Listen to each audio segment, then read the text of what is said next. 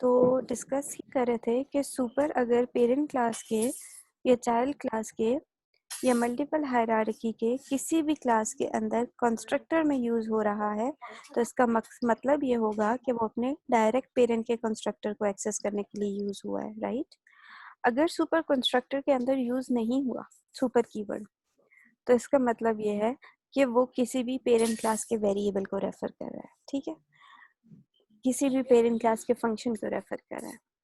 जब भी आपने सुपर को एक्सेस करना है तो आपने उसका एक रिजर्व्ड कीवर्ड है जिसका स्टाइल है SUPER, सारे लोअर केस लेटर्स होंगे।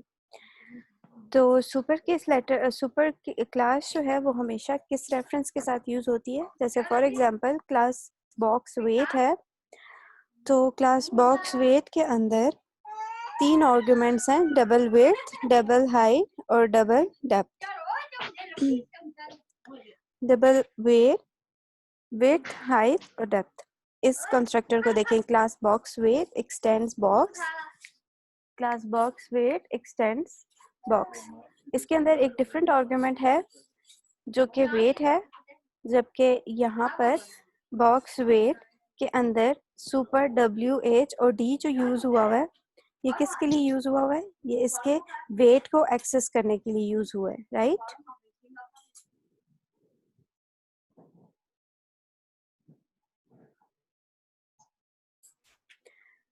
अब ये सुपर WH और D ये 3 आर्गुमेंट्स हैं जो कि रेफर कर रहे हैं पेरेंट क्लास यानी बॉक्स क्लास के विड्थ, हाइट और डेप्थ को।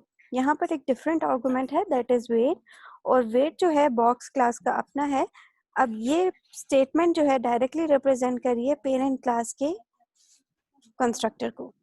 इस स्टेटमेंट के एग्जीक्यूट होने के बाद डायरेक्टली देखा जाएगा कि पेरेंट क्लास के अंदर कौन सा ऐसा कंस्ट्रक्टर है जो 3 डिफरेंट टाइप्स के आर्गुमेंट्स को एक्सेप्ट कर रहा है, और वो जो भी कंस्ट्रक्टर होगा डायरेक्टली यहाँ से वो कॉल हो जाएगा, ठीक है। सेकंड यूज सुपर का जो हम डिस्कस कर रहे थे वो ये था कि जब कभी भी सुपर डॉट रेफरेंस यूज होता है किसी भी जगह पर तो इसका मतलब है ये अगर चाइल्ड क्लास के अंदर है तो ये पेरेंट क्लास के किसी मेंबर को एक्सेस कर रहा है, ठीक। यहाँ तक के वो टॉपिक्स थे जो कि इनहेरिटेंस के बेसिक से ही रिलेटेड थे। अब इसके बाद जो टॉपिक हम डिस्कस करने जा रहे हैं वो थोड़े से इम्पोर्टेंट हैं।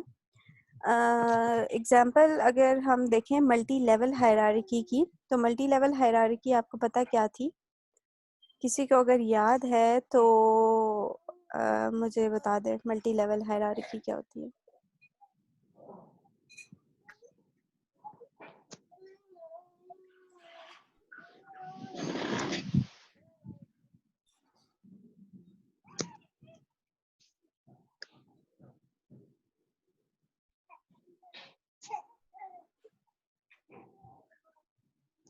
मल्टी लेवल हायरार्की क्या होती है?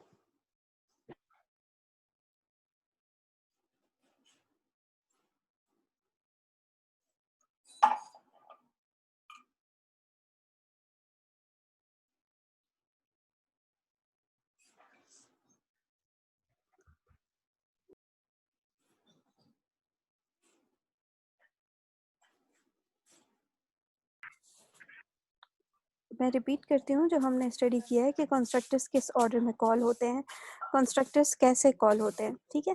तो कंस्ट्रक्टर हमेशा उस ऑर्डर में कॉल होते हैं जिस ऑर्डर में आप हायरार्की बनाते हो, ठीक है, यानी जिस ऑर्डर में क्लासेस डिराइव हुई हैं उसी ऑर्डर में जाकर आपके कंस्ट्रक्टर्स भी एग्जीक्यूट होंगे। ये है आपकी क्लास A, ये है क्लास B, ये है क्लास C। क्लास C के बाद आप आओगे मेन क्लास के अंदर, और मेन क्लास के अंदर पब्लिक स्टैटिक वॉइड मेन जो है यहाँ से एग्जीक्यूशन स्टार्ट होती है, लेकिन यहाँ पर तो सिंपल एक ही ऑब्जेक्ट है, ठीक है। तो एक ही ऑब्जेक्ट की वजह से वो C को जब देखेगा कि C ऑब्जेक्ट बन रहा है वो डायरेक्ट जंप करेगा क्लास C के ऊपर, और C के अंदर इस कंस्ट्रक्टर है, इस कंस्ट्रक्टर को वो रन नहीं करेगा, ठीक है। क्यों? क्योंकि उसने देख लिया class C extends B, it will directly jump towards the class B, और क्लास B के अंदर इंटरनल एग्जीक्यूशन के बजाय it will directly leads towards class B extends A, so it would reach over class A। Class A पे जाएगा और class A देखिए किसको एक्सटेंड कर रही है, क्लास A इज इस वक्त सुपर क्लास है, वो किसी को भी एक्सटेंड नहीं करी, तो it means automatically class A execute होगी, फिर क्लास बी एग्जीक्यूट होगी, और फिर उसके बाद क्लास सी एग्जीक्यूट होगी, और इसी ऑर्डर में इनके कंस्ट्रक्टर्स भी एग्जीक्यूट होंगे। हेंस प्रूफ दैट अगर किसी भी प्रोग्राम के अंदर देयर आर मल्टीपल क्लासेस, तो मल्टीपल क्लासेस में जो कंस्ट्रक्टर एग्जीक्यूशन है वो हमेशा कॉल होता है ऑर्डर ऑफ डेरिवेशन में, यानी पेरेंट क्लास का सबसे पहले, फिर चाइल्ड क्लास का या डिराइव क्लास का आखिर में, और सुपर क्लासेस का पहले। ठीक है, तो ये जो है टॉपिक कि व्हेन कंस्ट्रक्टर्स आर कॉल्ड, यहाँ पर आपको क्लियर हो जाना चाहिए कि किस वक्त कॉल होते हैं। इसके लिए एक ही रूल है और बहुत सिंपल सा रूल है कि हमेशा कंस्ट्रक्टर्स ऑर्डर ऑफ डेरिवेशन में कॉल होते हैं। ठीक है, क्योंकि किसी भी सुपर क्लास को उसकी सब क्लास का नॉलेज नहीं होता, यानी कोई भी मैम इनिशियलाइजेशन। जी जी, इसमें हमेशा जो ऑब्जेक्ट बनेगा वो सिर्फ चाइल्ड क्लास का बनेगा ना? नहीं नहीं, ऑब्जेक्ट आप अपनी मर्जी से किसी भी क्लास का बना सकते हो। ये तो सिर्फ वो समझा रहे हैं कि उन्होंने जब हम चाइल्ड क्लास को बनाया ऑब्जेक्ट, लेकिन कॉल जो है पेरेंट वो। क्लास का जी जी पेरेंट क्लास का जब ऑब्जेक्ट बन गया तो वो सिर्फ पेरेंट क्लास के कंस्ट्रक्टर को कॉल जी कर रहा है। जी बिल्कुल। अगर आप एक क्लास का ऑब्जेक्ट बनाएंगे ना, तो फिर तो वो बी और सी को कॉल ही नहीं करेगा, राइट? ये एनी अदर क्वेश्चन?